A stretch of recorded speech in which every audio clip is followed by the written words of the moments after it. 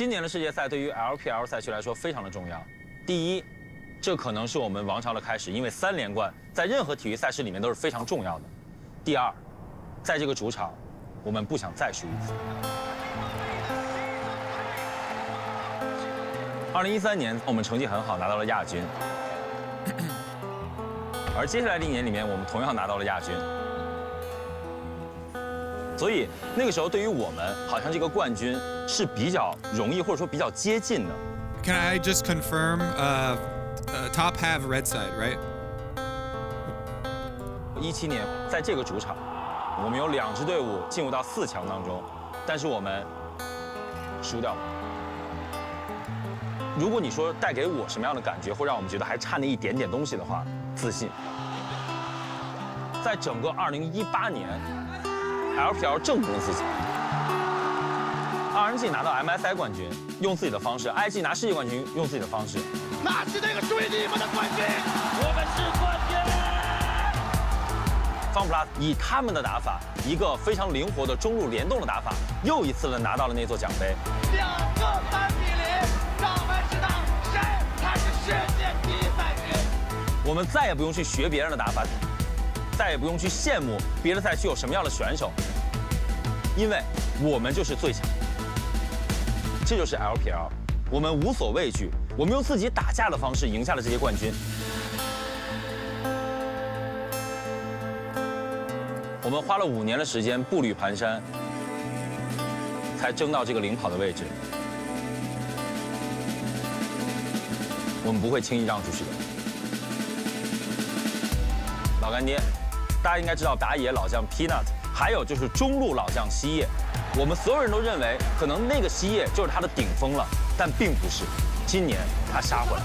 我的天！再收一个，再拿一个人头，跨抓 Q 的西叶。苏宁其实在我眼里，他们的3C 同样很有天赋，而且都是在今年才开始大放异彩。那为什么呢？因为有辅助舍蛇和打野 Sofen 这2位老将的辅佐。哇，大概4个人！哇 ，Sofen 这个开团。京东 Gaming 卡纳位选手正式加入。而在 AD 位置 ，Loken 京东 Gaming 的老将也是回到了队伍当中，可以说他们补足了最后一块拼图之后，整整制霸了 LPL 一整。卡纳维一个海居然接了3个人，打得太漂亮了。那对于滔博这支队伍来说，其实他们也很神奇。Knight 作为 LPL 2020年夏季赛的常规赛 MVP， 罗先没有收球，闪现过来，再2枪，再搭配上 JackeyLove， 往后拉开，点死了这梦游 JackeyLove 都不应该想收场了 ，Double Q 拿到。这个双 C， 我可以说他现在是 LPL 最强的双 C 组合。带着对方的3个人打出 Ace。LPL 赛区连续2次拿到了 S 系列赛的冠军之后，各大赛区也开始学习我们这种偏打架风格的打法。然后把这种打法融入到他们自己本身的打法当中，形成了每一个战队独特的武功秘籍。They've lost 3. Oh, it's a 4th as well. Double lift from downtown. 我进了！可是一체력이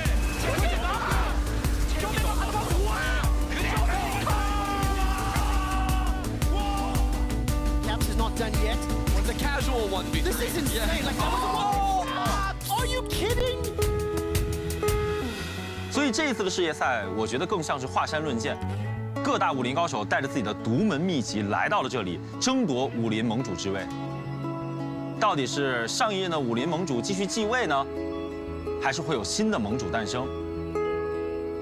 开打之前，一切都是未知数。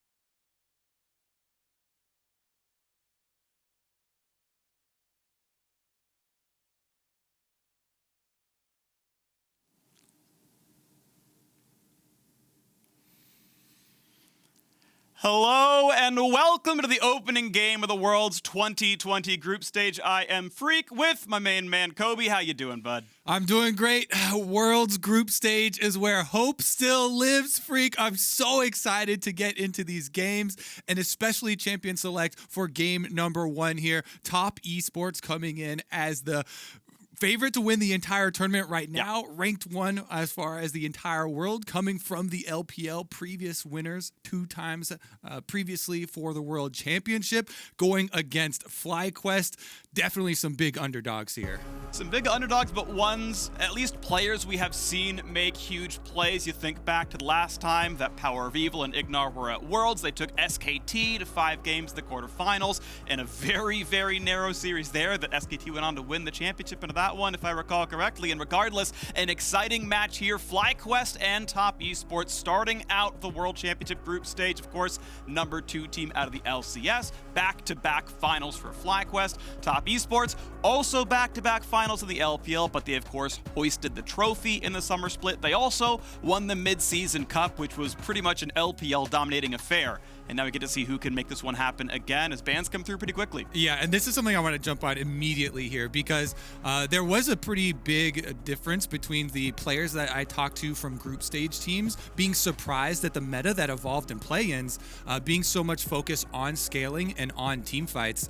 And a lot more from the scrims from these group stage teams have been on top lane carries, on snowballing, and Top Esports are definitely positioned well to do that. But with 369, but even so, they ban out the Shen that Solo kept on blind picking for FlyQuest in playoffs. He was willing to play tanks top side, weak side here for FlyQuest, and he was able to draw out that early ban. Now, Lillia first pick here for Santorin. I know Lillia got a lot of flame in the play-in stages, but I think that was more towards the teams and players' usage of the champion. FlyQuest have been very good at designing level 1s, going after those early Raptor invades into red side counter jungling. So Santorin having that one is definitely a big opening here for FlyQuest. Plus they get that Syndra. Huge. So in the LPL playoffs, there was like a 75% ban rate on Syndra against Knight. You were not allowed to give him this champion.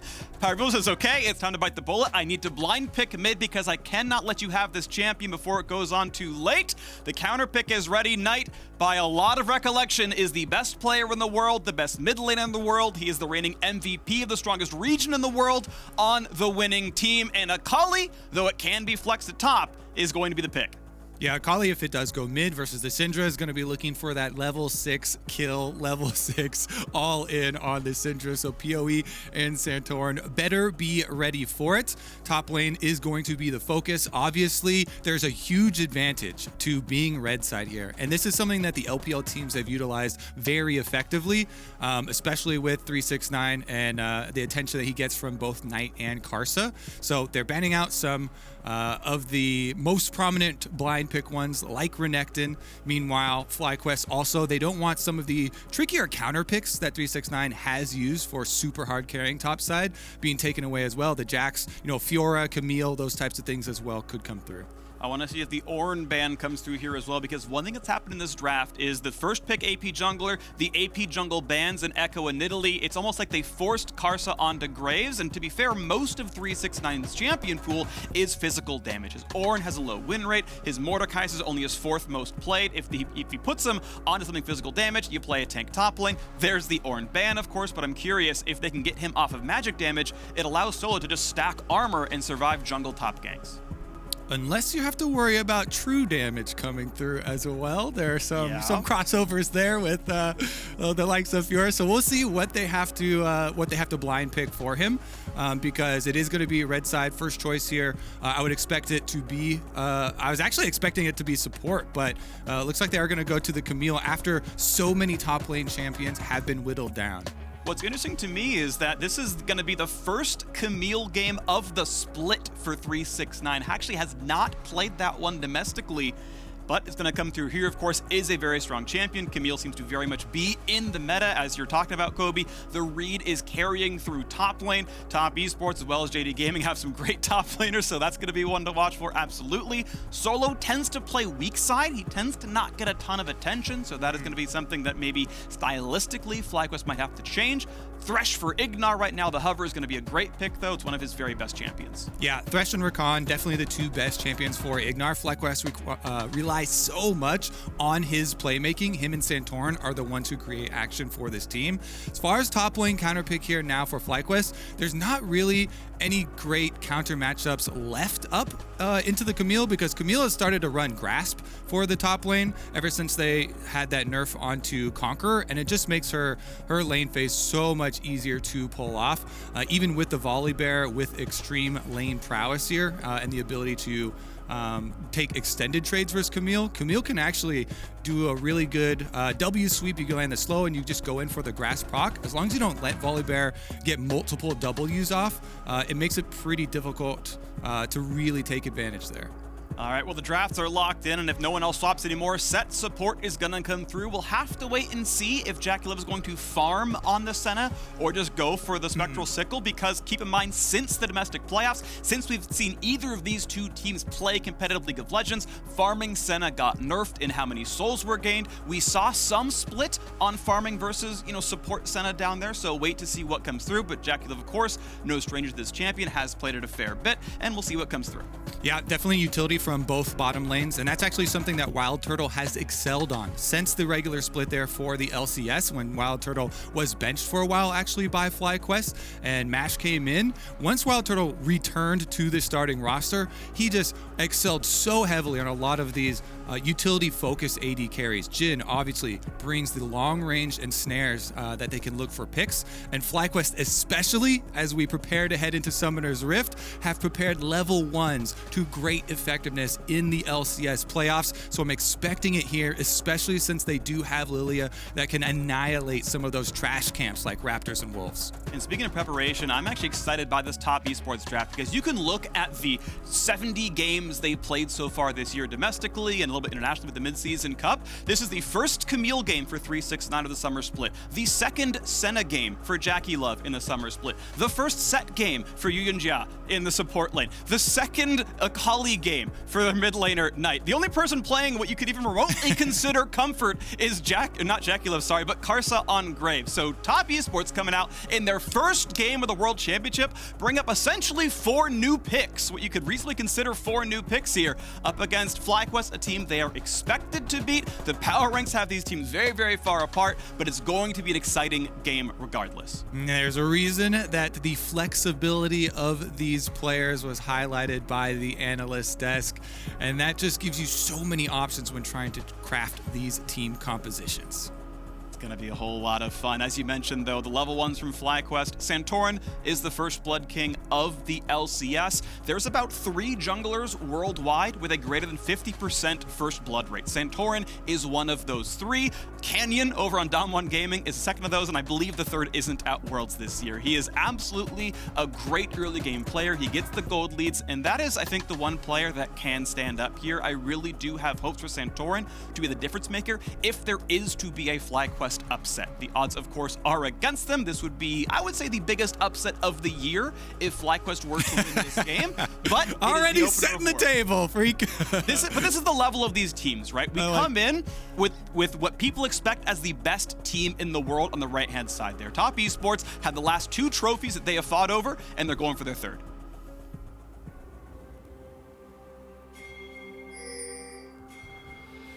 And Summoner's Rift, the Summoner's Cup is on the line. Here we go for the first game of group stages in Worlds 2020. FlyQuest, the number 2 team out of the LCS, and Top Esports, the number 1 team out of the LPL, and the tournament favorites are doing battle here on the Rift. And we heard from Solo and WildTurtle. They said getting out of groups would be success for us. That would be a great Worlds performance, getting into the top 8. For Top Esports, if you saw that tease, the LPL wants their 3rd straight World Championship, and TES are first in line for it. And we see some defensive warding on the bottom side here with the little pixel brush from Top Esports, and the hover there for the possible Lillia delayed invade. They went through with the early sweep to make sure there were no wards and placed a ward of their own. That wards ensures that they'll see if top place one later into it and will be known for the start here for Santorin. As we said, Lillia can annihilate this Raptor camp because of the AoE and the burn in the kit, also being able to kite very easily. This is a move from Karsa though, trying to answer, dashes over the wall immediately to try and get the buff for buff. I don't believe he was seen on his way over, but this is going to be level 2 versus level 1. If Lillia shows up to fight for blue, Santorin did not burn his smite. If he's here on time and the blast plant lets him do it, Karsa is going to be outsmited. He's going to be outstatted. Santorin knows the blue has been taken. He knows what's going on right there. And Karsa, you talk about level 1s in champs like Kobe. Yeah, well, it's going to reset. But regardless, it is a full camp lead for Santorin. His entire jungle's up for him. Yeah, and this very frequently can happen with Lillia. That's why people were so surprised at some of the results from play-in. But if you coordinate your level 1s for it, flash in though. Already in, big damage to WildTurtle. Gonna get flayed backwards. Now be careful, yuyanjia. He's down to 100 HP. And there's only cleanse on JackeyLove. He cannot be summoner healed, but there's not enough damage to kill it off. Summoner's blown, 2 down to the FlyQuest side, 2 blown on the top side. There's no more potion left here on WildTurtle as well, and the sustain advantage will be on the side of Top Esports if they're allowed to continue in this bottom side matchup, because there's plenty of regeneration in Sett's kit due to the passive, plus the healing from Senna. And with JackeyLove having his own biscuit as well, they will sustain the life advantage, but the minion push is going to be the difference maker there, as WildTurtle and IgNar are going to try and get that one in.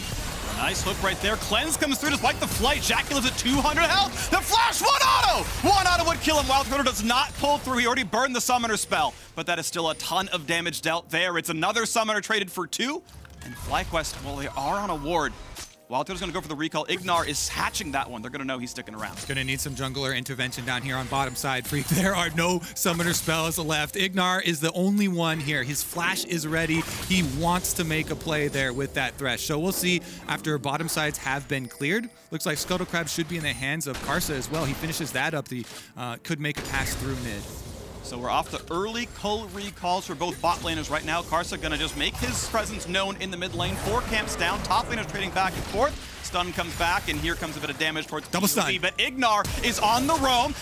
Knight's gonna get hit for a bit of damage. The flash hook guesses wrong. Now on the top side, who's gonna get the solo kill? It's gonna go to 369. 1-0 to Top Esports. 369 draws first blood for himself on the Camille. This is going to be very, very devastating for the matchup on top side. Teleports are still ready, so Solo won't miss out on any of the minion experience and get right back to it.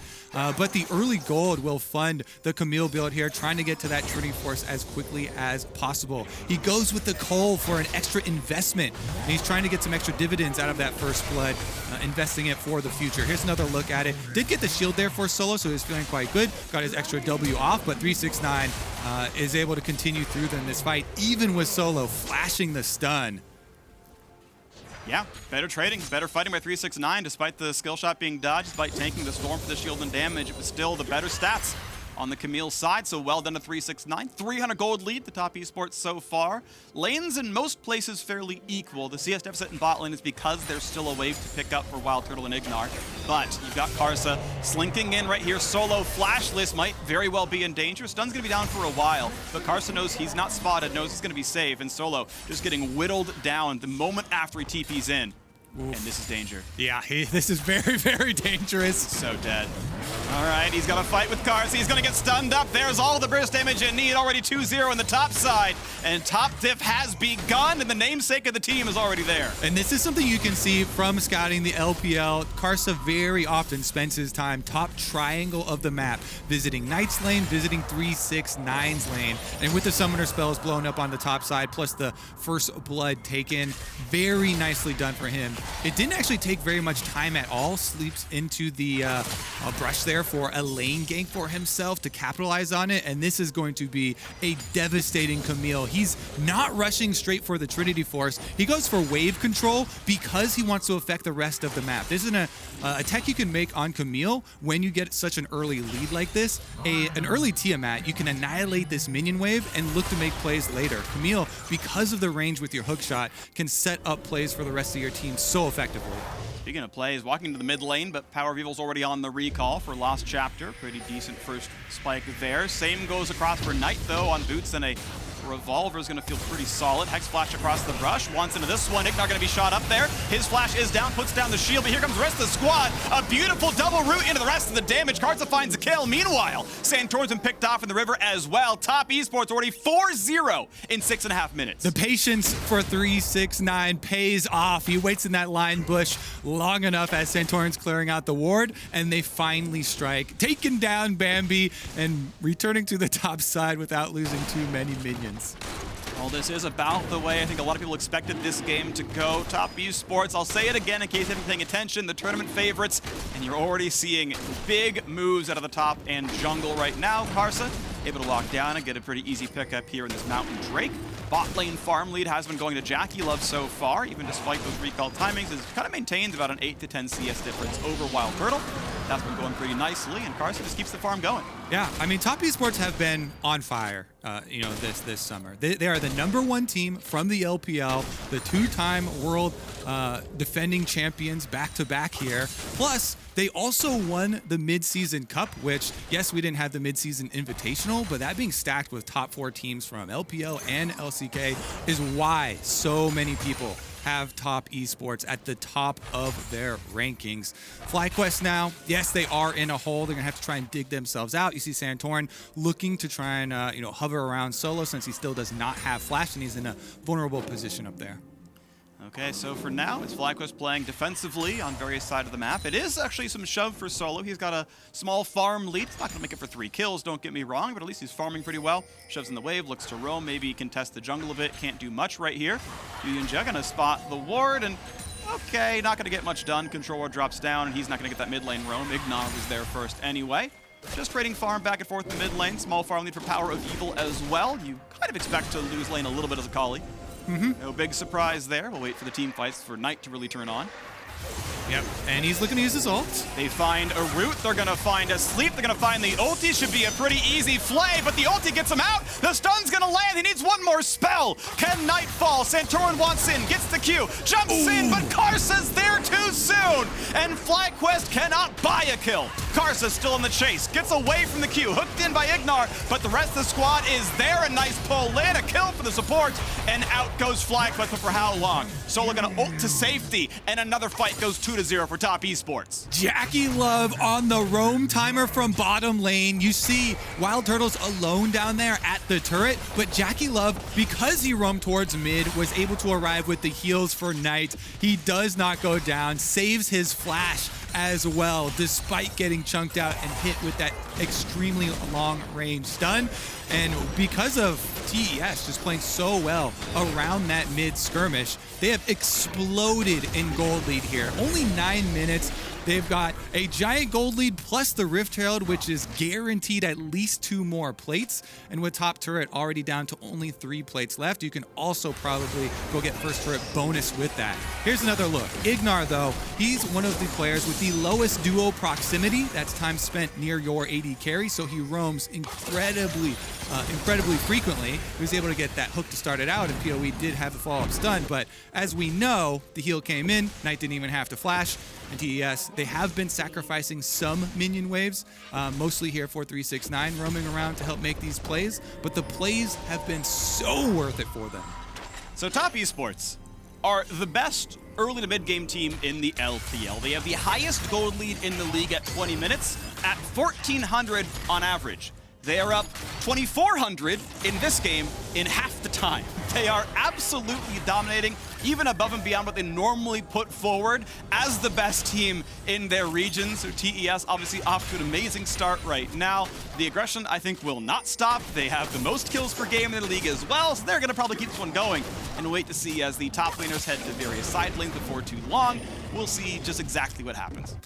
And the fun part now is, where do you go with this lead? When you have a Camille that is this fed, that went for the tech for the early Tiamat to shove the lanes. Teleport is coming back up right now, a few more seconds for 369, and you have so many playmakers. Level 6 now on Sett for yuyanjia. Knight as well with the flash and ultimate ready has kill pressure for himself, so it's all about creating this opening here for 369 to come collapse, and you basically guarantee a kill with your Hextech ultimatum, locking somebody in there as FlyQuest are trying to create some openings for themselves. You see this continued renewed focus on vision through the river and through that bottom side to try and make some plays off of Thresh. Solo gets away from the stun, lands his W, but here comes the technical ultimate you talked about, and Karsa's now here as well. How are you going to survive this one as the ult comes in for good measure. Karsa blinds him, looks for the rest of the damage there. Solo ults to buy some time. I mean, he makes it close. He makes it close, but 369 is too durable. The kill still comes through. Assist credits across the board, and their Herald is going to summon for likely the entire turret in his top lane. Yeah, that thing's gone. So FlyQuest, they have to try and make something out of this. They know that jungler is top side, so Santorin's looking to make a bottom side play here. As you see the bottom turret on the mini-map too, WildTurtle trying to force JackeyLove off of the turret, and IgNar's got the lantern. First shot's good, second and third gonna go wide, and the slows aren't enough to set up for a flay. If he happened to guess correctly, maybe there was CC, but JackeyLove would have had the cleanse regardless. 3 plates taken on the bottom side. It is good to get something back, of course, but Shelly gets the second charge. Top lane turret's at 20%, and that turret's gonna fall before too long. All right, FlyQuest now, again, still overloading on bottom side since so many resources from top were invested on that side of the map. They do not rush on the dragon, though, because they saw the resets. Funnily enough, FlyQuest actually had the highest dragon control percentage of any LCS team, and they're heading here to Worlds versus Top Esports, who had the highest dragon control for any LPL team. It definitely becomes a bit more troublesome controlling Dragon when you're in this big of an early deficit, so I don't expect those numbers to get any better for FlyQuest. And Top Esports going to take what is theirs, and second Dragon picked up without much effort at all. And he's going right there, Karsa. 100% kill participation on Dragons, and hey, pretty close on Champions as well here, 5 out of 7. That's a pretty perfect score as far as I'm concerned. And as Knight knocks down the top lane wave, of course, Solo, who has at least been farming well, but he's 0 and 3. Doesn't have a lot of tank stats. He's going to play defense for a while down here. Probably go for more of a tank build. I'm not sure he can ever really duel the Camille or the Akali in a late game scenario. Is down a level. JackeyLove going to grab the plate, and then, I love this, lets the plate gold go. Then yuyanjia walks up to make sure he can control this one, but it means that he kind of lets his 80 gold go over to JackeyLove. More gold on the Senna. Farming Senna. 1 hit till Cola's done. That'll be good. And IgNar wants in for this one. This is going to be a 3-on-3. Flashes in, but Karsa's already here, and the teleport's coming behind as well. About to be a 4-on-3. Lot of CC coming across. He's sleeping, but JackeyLove's there for the first kill. Knight has shown up as well. Picks up kill number 2, and the rest of the squad shows up for good measure. A trade kill comes in. No longer a perfect game as PowerOfEvil finds a single kill. Knight burns the rest of his ultimate, and a Lantern going to bring Solo to safety, but the Hexacle Beta comes across, locks up PowerOfEvil, flashed away to safety. A hook buys some time, a play backwards as well. The flash in, yuyanjia can't quite get that kill. He's at 2 HP, and Solo finds his second kill. Flash to safety, but he's stunned up by 369, and the kill will not quite come through. 2 for 2 in that team fight. Honestly, that is extremely good for FlyQuest, considering the game state right now, where Top Esports have been steamrolling. They come away with 2 extra kills for themselves, and that is FlyQuest still looking for plays. As you mentioned during the play itself, though, Top Esports were waiting for it here with Karsa in the brush ready. Regardless, flash in from IgNar, they try and make the play. He does land the hook, which forces the cleanse out as well. Santorin does immediately go down as Knight teleports in, uses the ultimate, but Solo here on the Volibear actually makes a huge amount of space for the team as PowerOfEvil's trying to run away. This Hextech ultimatum does interrupt the Lantern, but that just gives him an opportunity to turn there. He turns and focuses damage on Knight and Karsa, separating them, allowing them to get the extra kill onto yuyanjia before having to flash away. Okay, so we look at the game right now, and it is a sad state for FlyQuest. 5,000 gold difference, very obviously Top Esports favored. But you can see the team fight prowess there. Despite being 0 and 3, Solo got more damage out than 369. He has been able to kind of survive, and this is really where he as a player has made his name for himself, is playing well from weak side. Gangplank was one of his more notorious champs, as well as a champ that you could just kind of leave on an island and despite scoreline, put out some decent damage. So he will be a key factor as one of the only tanks in the roster to do anything. But otherwise, it's obviously a big uphill road for FlyQuest to get a comeback here. And top lane was one of the big things that people were worried about for FlyQuest, especially heading into this group with a lot of teams that can focus on top side of the map. whereas, as you mentioned, Solo has not gotten a lot of resources. Now, this all did kind of stem from losing the 1v1 initially to get the first blood for 369. Yeah. You know, and his flash being blown in that 1v1 opened the door for Karsa to go up there and open the door for them to have so much focus. But, you know, he is going for the cooldown reduction garage sale sort of item build. I actually kind of like the Black Cleaver and the Iceborne Gauntlet build for maximum cooldown reduction for Volibear, because it does give you a lot of team fight utility, and you can continue to try and force. You get a bunch of ultimates, plus you get super low cooldowns for trying to have sustain with your W.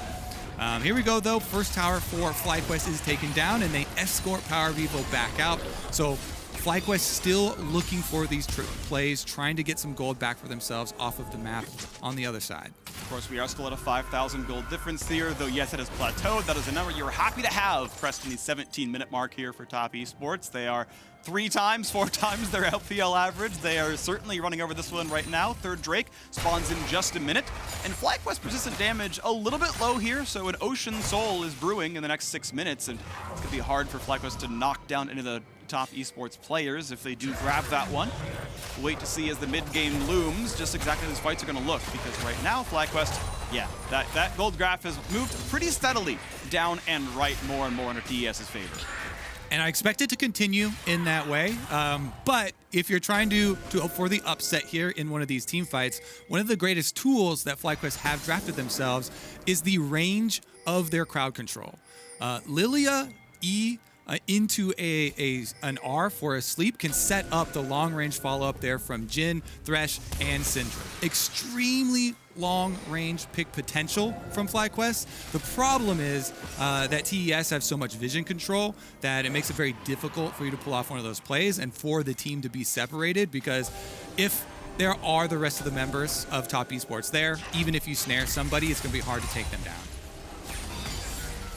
Go. Dragon setup is here. The ward control very obviously in TES's favor, and they're just going to knock this one down. Karsa's there on spawn. Control wards pretty much everywhere. I believe that one's not in the brush in the pit. It doesn't really matter. There isn't vision there regardless. Yeah. So even the best, the very best in the world can make small mechanical mistakes, but not enough to matter here. We are 5 minutes from Ocean Soul to the 5,000 gold lead. TES looking to open up their world championship with a commanding win. And now, if you want to do strategy from the easy side of the match, Freak, yeah. The giant lead that TES does have, they're well positioned to play the entire map at once here. Teleports are coming back up for both their solo laners. Knight and 369 both can easily gain control in side lanes. And what you want to do is push in these minion waves that allow you to collapse into the FlyQuest jungle, thereby cutting off all forms of income for FlyQuest besides the minions that will trickle through to them. And that way you increase your lead while safely waiting for your big payout of your Ocean Soul. If you want to get more spicy, though, you can always go for dives and try and flex your giant lead that you've got. Bone Pudding knocked off. You can see Solo playing the defensive side of this one-on-one, but he's down to about 70% health, so not going to have it easy time unless his turret is active. And part of that fight in a 2v1. Ward control coming through again and again for TES to make sure 369 is safe to split push. Control would keep coming down. The invisible ones have been dropped in that jungle as well, and FlyQuest do their best to try to sweep that vision away. Maybe at one point Santorin can make his way down without being spotted, but there is a 2-level jungle difference now off of Karsa getting so much farm as we've gotten into the mid-game. It's going to be tough for those fights to even go well. Yeah, honestly, as I said before, I think the best hope for FlyQuest is Santorin continuing to throw out these seeds as top esports. If they decide to try and play the whole map like we're talking about, to try and starve you out, push all 3 lanes, then you just keep fishing with your seeds, try and find a pick on one of the members that is furthest up, and there we go. That is a hook. That is Cleanse not doing enough. He could go to sleep, but there's not going to be enough of a re-engage. It's going to be easily blocked shots right here, and he kites away because Knight could have hit him with the E. So no kills coming across. Mid lane turret's still going to fall, and that was one of their best chances. FlyQuest coming and making that play happen, but all they get is a burned Quick Silver Sash. Yep, they're still proactive though, looking for those possible opportunities. And I really like to see the cooldowns immediately expended when they do have a possible pick here.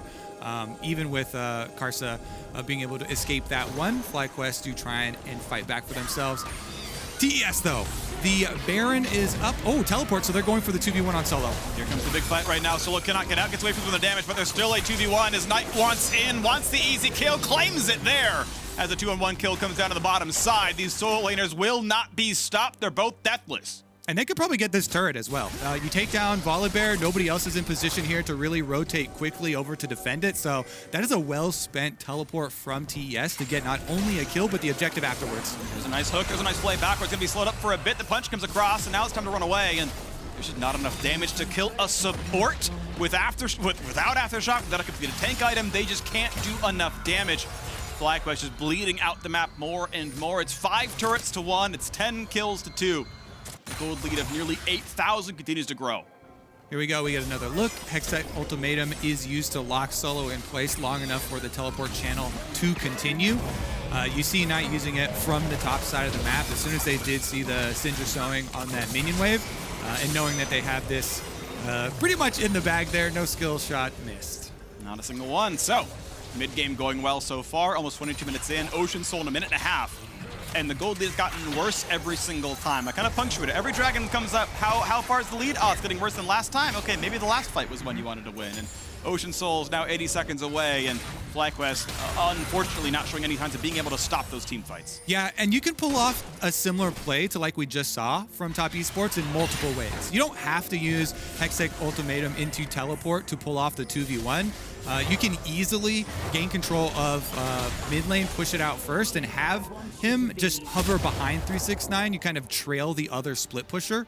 Currently, though, they do play the 1-3-1. A Knight on bottom side, pushing in that bottom minion wave, prepping it for themselves. And you see the yuyanjia here just sweeping and sweeping again. He's doing his homework. He's doing the dirty work here, clearing all of the wards, making sure that everything leading up to this Ocean Soul is in their favor. Lantern forward, gonna bring their jungler to safety as the bottom jungle now begins to belong to Top Esports. A bit of poke comes through, can't quite knock off the edge of Night Veil, but PoE will lose his Banshees from a JackeyLove Q, and the contest of the bot river begins. 20 seconds till the spawns, teleports come in, it's time for the fight, the 5-on-5, but somehow FlyQuest must find a way to win.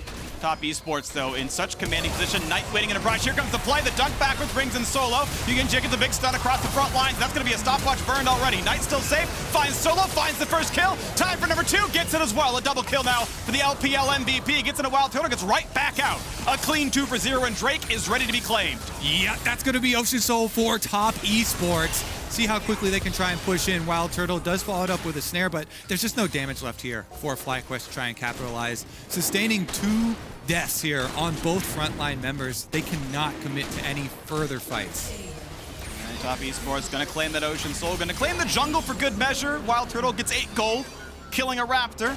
Nicely done, you got it back there, but honestly, this has been keyboard diff, hand diff, and even macro diff this entire game. And we did hear, from Solo in the video right before this matchup, his main focus was on learning from these top teams here at Worlds. Let's take another look at the replay, though. Knight, they had just swept that brush, so you knew nobody was in there. yuyanjia does get the ultimate into the facebreaker, double stun for himself. And Knight kills Solo there after ulting over into the wall, saves the Shroud so that while he follows over into the rest of the members of FlyQuest, he has the relative safety of the Shroud, picks up the second kill for himself without really overextending or needing to use his flash again. You can see the XP difference, of course. The gold one's easy to see in the top of the scoreboard. Thank you for the XP pop as well. Obviously, Top Esports earning more gold and XP income here as well. They've now got a ton of extra regen as well to make the fights harder. Now, a one-shot pick can still happen. Realistically, if you're gonna burn someone down from full to dead in 2 seconds, you're not getting much out of Ocean Soul, but that's kind of the only sort of team fight, or only sort of battle FlyQuest can find for themselves. JackeyLove playing safely enough, though, and look at this, a 2-man attempt. Sett jungle, very, very tanky. Graves, no problem as well. Solo wants in on a 369. He'll get himself the shield, and the rest of the squad is coming across, but a well-aimed hook shot gets him away. 369 completely safe, still deathless. He's on 2.5 items, no problem at all on the side lane as the rest of TES show up to claim this Baron.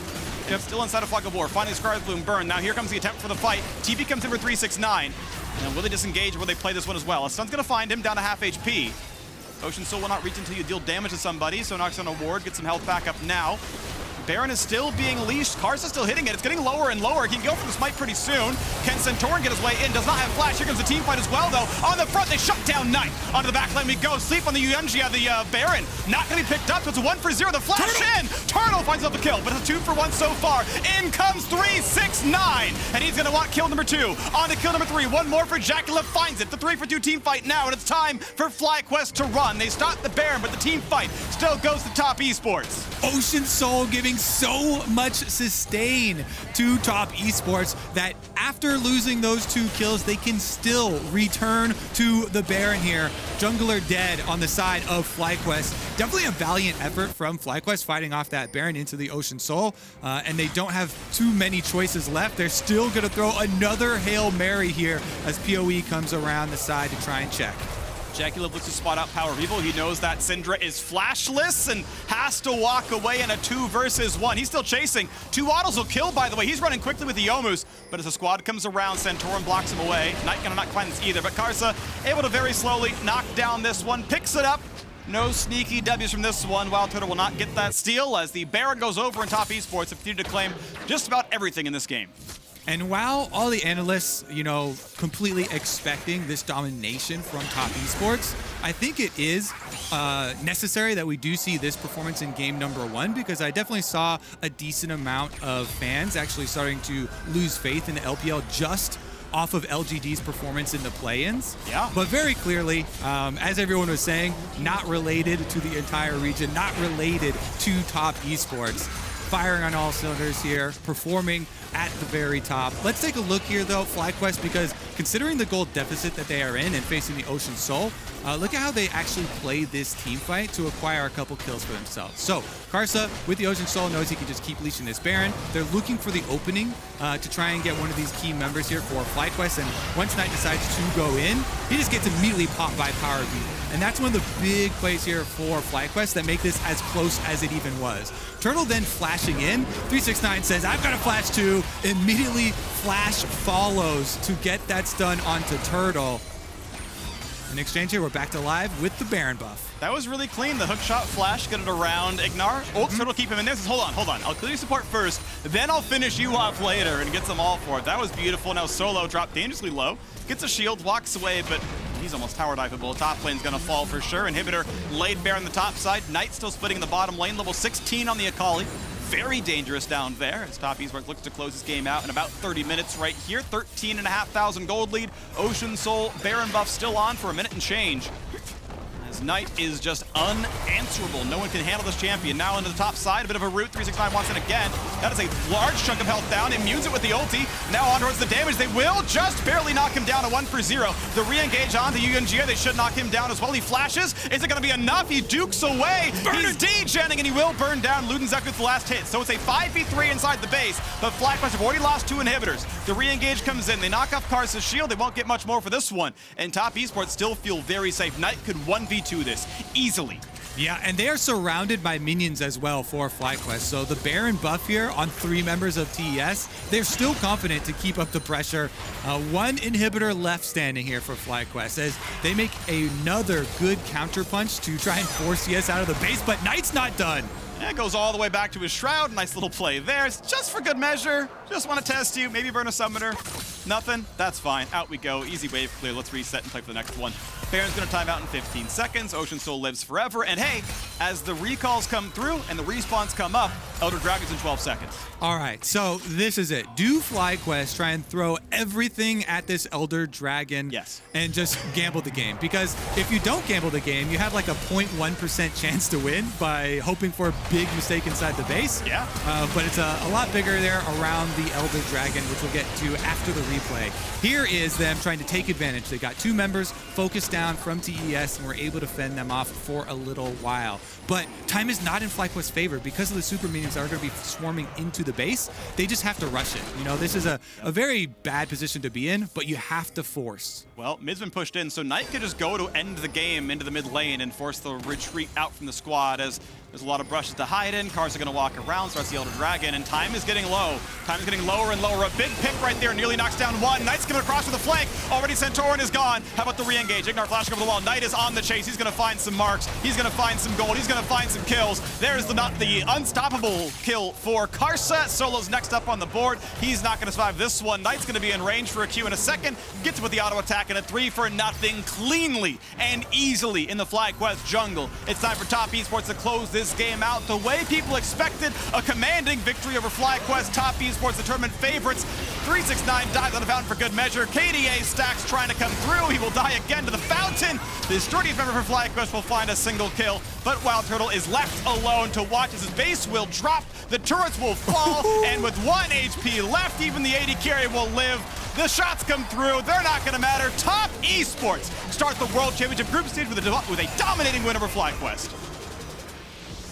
Last year, Knight was the greatest player not to attend Worlds yet.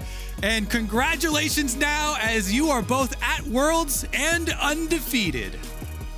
I will say, he is now the best player at Worlds, most likely for Knight's sake.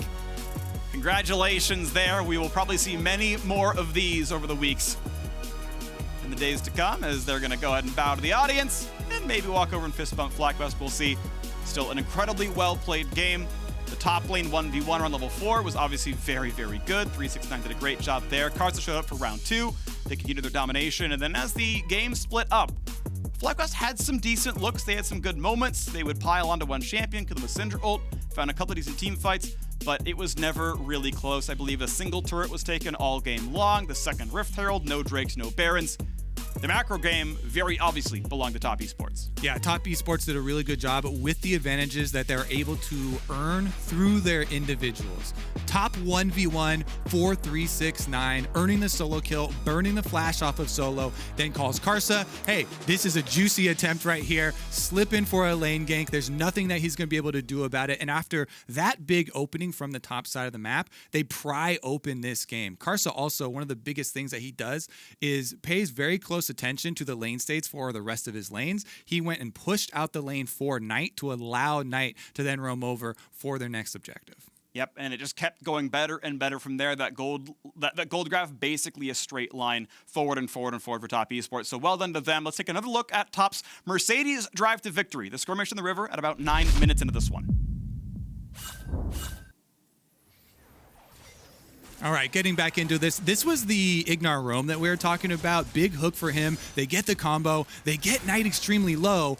But even with that stun landing, nobody else in range to finish him off. And he has this the roam from JackeyLove to be able to come in with the heal for himself as well. Then Karsa chasing down PowerOfEvil with yuyanjia flashing over to finish that one off as well. It is just an example of how TES were able to even punish some of these aggressive looks that FlyQuest were looking for. When FlyQuest are trying to find a way back into this game, through a big play from Thresh trying to set something up for themselves, TES were immediately there to react. Yeah, so an interesting game, of course. It does set the stage. Top Esports are a team to be reckoned with. I was still kind of pleasantly surprised by FlyQuest's willingness to still fight and find individual moments. Yes, this game was kind of doomed from the very beginning as you saw the fights play out, but they did show some looks. Always happy to see a team not just die and bleed their base out. So we'll see how they play against the other two teams in this group. Now, of course, we are going to wait for our next game. You can listen to Rise on the League of Legends official playlist on Spotify. Best world song.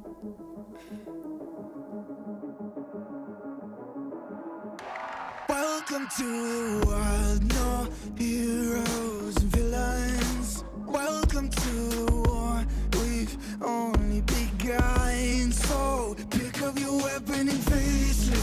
There's blood on the ground, go and take it. You get one shot to make it out alive. So higher and higher you chase it. It's deep in your bones, go and take it. This is your moment. Now is your time, so prove yourself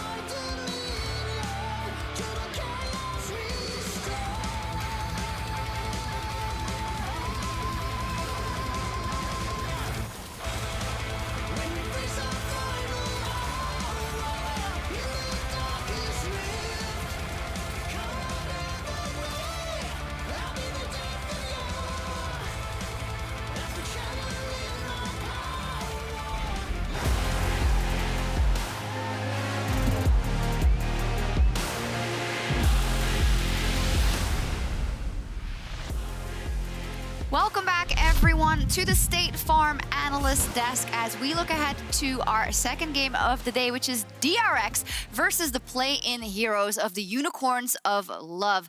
Now, starting off with DRX, of course, the second seed coming out of the LCK, but after the whooping they got from Damwon in the finals, maybe there are a couple of question marks. Verius, though, you still believe in them. The consensus around DRX seems to be that they should actually be the third seed from the LCK. They're actually the weakest representative, and that this roster is basically Chovy plus friends.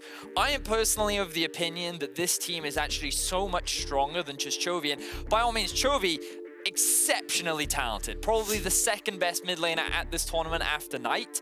Yep. Maybe even comparable. Well, hopefully we get to see them play very soon. But like, the main point is that I think that this team with a good draft is actually very calm, very calculated, and they know how to play with a lead very well. Yeah, I have to agree. I mean, there's a bit of arguments around the pause they had against Gen G. They were down 2-1. So, but looking at the lineup in general, it's just kind of parts of Griffin as well. You've got Dora and you've got Chovy, you've got CV Max, their coach. But yeah, I mean, this team is still strong, second seed from the LCK. I think that they definitely deserved it. I think they played pretty well.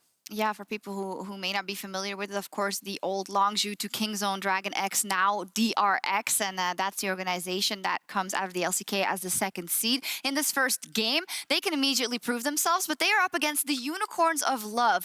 Now, of course, the Unicorns of Love is a team we know very well here in Europe, and they still have a lot, I would say, of the spirit of what we saw of them in the EU LCS, but now, of course, the second time that an LCL team manages to qualify for the main stage of Worlds, and the first time that UOL makes it.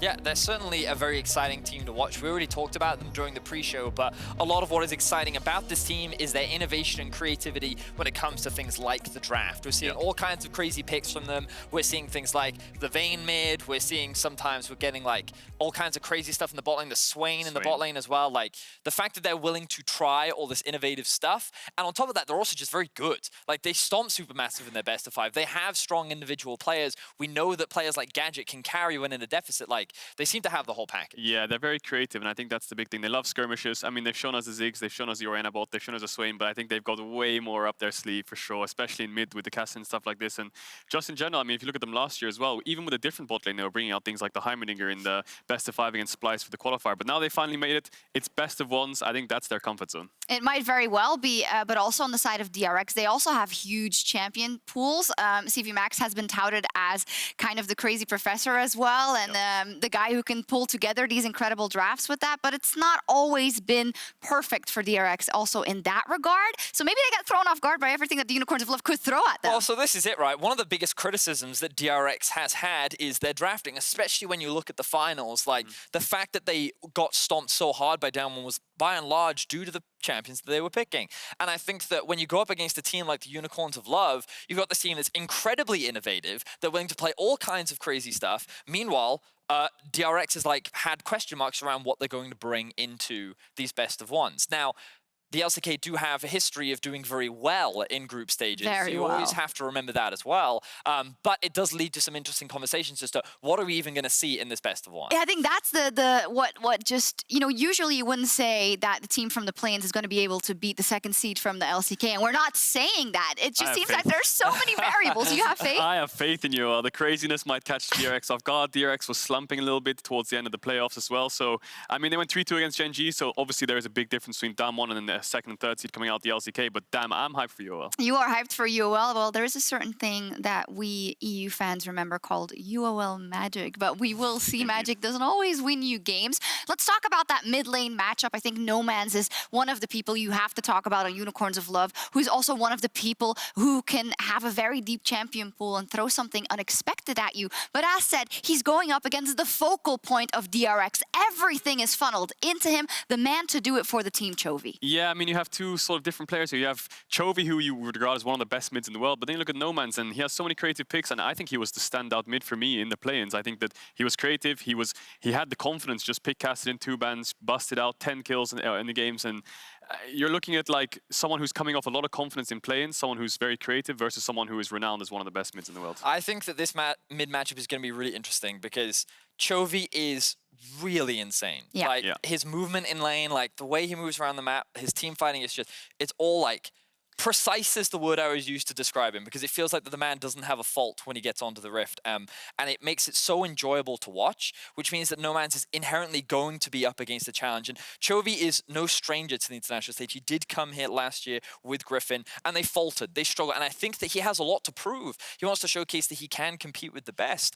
and he's going to have a very challenging mid lane opponent in Knights later on in his group. So I'm excited to see what he brings out today. I think that it's going to be very first he has to get past Nomanz. What are you talking about? Knights I think that this is much more of an uphill battle for Nomanz, and I think that this is where Nomanz can see where he stacks up, because in my eyes, Chovy is up there with the best mids. And I think a very interesting thing to note is, if you look at Piosik, he has one of the lowest jungle proximities at all the jungles at Worlds, and especially in mid, he's never around mid. You can see the stats itself, like he's always looking at side lanes, or he's never really anywhere, he's just farming. So if you look at Nomanz as well, he has a very high jungle proximity, and I think that if you look at lots of LCK teams, you can see they try to camp mid, they try to shut down Chovy, and Chovy doesn't get that much support from his jungle, so hopefully they've learned they need to play through Chovy, play through mid, and just make sure he's safe against Nomanz. Make sure he can go aggressive, make sure he can get the dives. Is that what could be an opportunity? Of course, when we look at DRX, fourth best early game team in the LCK. That might sound bad, but like they have Damwon and they have a Gen G ahead of them. They are not that good in the early game objectives specifically, but they do still win their games. But is that an opportunity for the Unicorns of Love? It could very well be. I think that when I look at the LCK, especially when I look at Gen G and DRX specifically, they are clean, they are precise. And I think that is something that the LCK have had for them for a very long time, because they understand the game very well. The easiest way to disrupt that is introduce chaos, introduce skirmishing, introduce a willingness to fight, and that is something that Unicorns will do. The question is, if you make that mistake, they will punish you for it. So you've got to be creating this chaos cleanly. It's got to be clean chaos from the Unicorns. It's got to be chaos, and I think if you look at the LCK, historically, they were a slow-paced region, but now over the last year or so, G2 smashing down one last year, I think that gave them a wake-up call as well, and I think there's been a lot more skirmish-heavy fights throughout the year in the LCK. I think it's just brought more sort of meta-oriented picks as well, and I think it's something that's trained them for this kind of game against UOL. It's a great point. We want to see what the kind of new look of the LCK is, and the first team we're going to see is DRX, and we'll also see if the Unicorns of Love magic continues in the group stage as they face off against DRX in our second game.